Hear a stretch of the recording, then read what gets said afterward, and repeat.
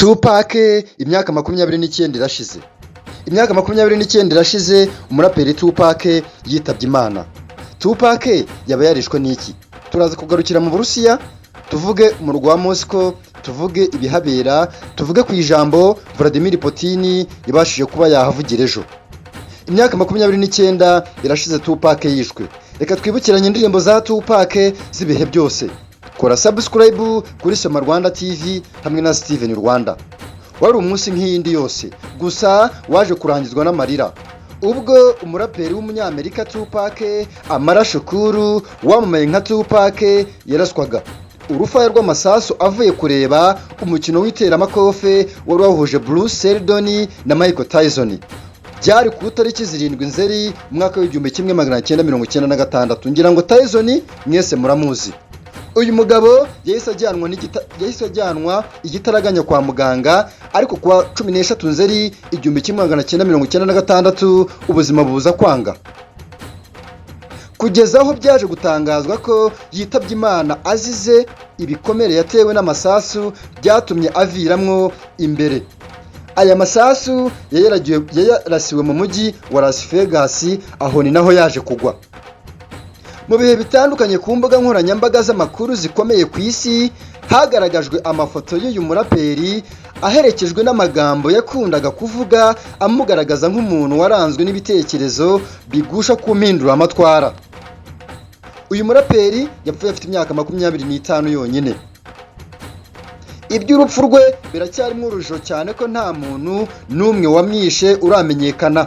Gusa uwitwa Orlando Anderson wari umwe mu bagize itsinda ry'amabandi rya Crips yaketsweho kuba ari we mu bagize uruhare mu kwica Tupac Shakur.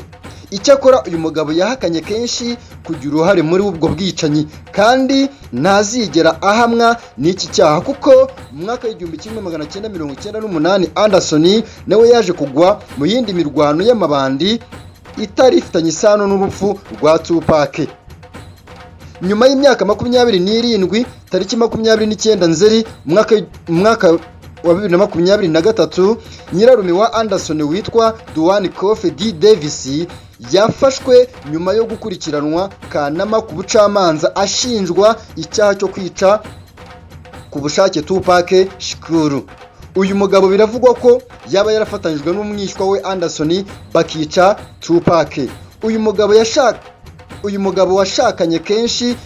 wahakanye kenshi ibyo kwica umuraperi, byitezwe ko azaburana umwaka utaha.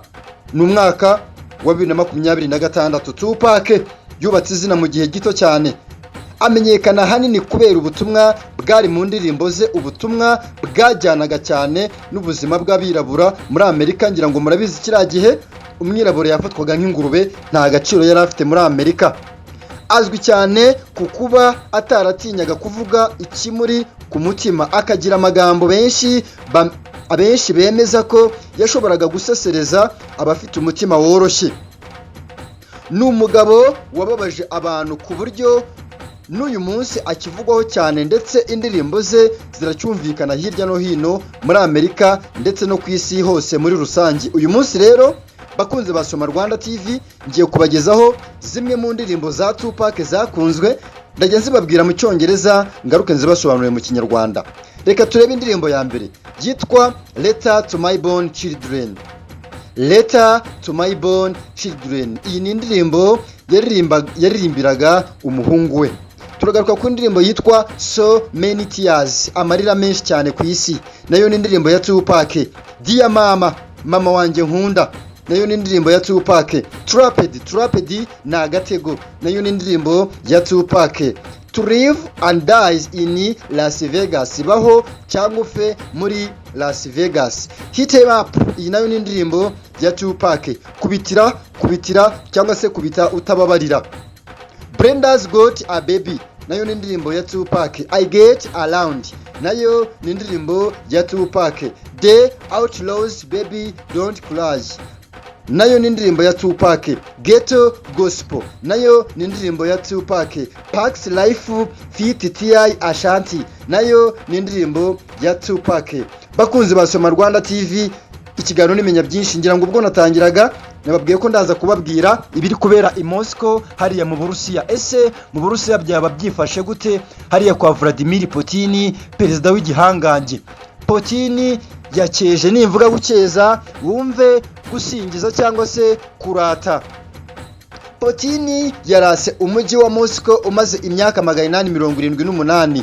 Perezida w'Uburusiya Vladimir Putin yagaragaje ko umurwa mukuru w'iki gihugu Moscow ari umwe mu mijyi myiza ku isi ndetse ukaba ubitse amateka menshi akomeye kuri iyi si y'Imana. Ibi yabigarutseho ku itariki 13 Nzeri umwaka 2025 ubwo mu Burusiya hizihizwaga imyaka 878 uyu mujyi ukomeye umaze ubayeho. Mu mpera z'iki cyumweru nibwo abatuye i Moscow bumvikanye mu birori bitandukanye birimo iby'umuco w'iki gihugu ndetse n'ibindi bisanzwe mu rwego rwo kwizihiza imyaka 878 umujyi wa Moscow umaze ubayeho. Putin nawe ni umwe mu bitabiriye bimwe mu birori byo kwizihiza iyi myaka yose uyu mujyi umaze ubayeho, ndetse mu ijambo rye yavuze ko Moscow ari umwe mu mijyi ya mbere ikomeye ku isi kandi myiza. Yakomeje ashimira abaturage bahatuye uburyo bawukunda ndetse agaragaza ko Moscow ari ikimenyetso cy'amateka y'iki gihugu n'ubuhangage bwacyo. Uyu muyobozi Vladimir Putin kandi yashimiye uruhare uyu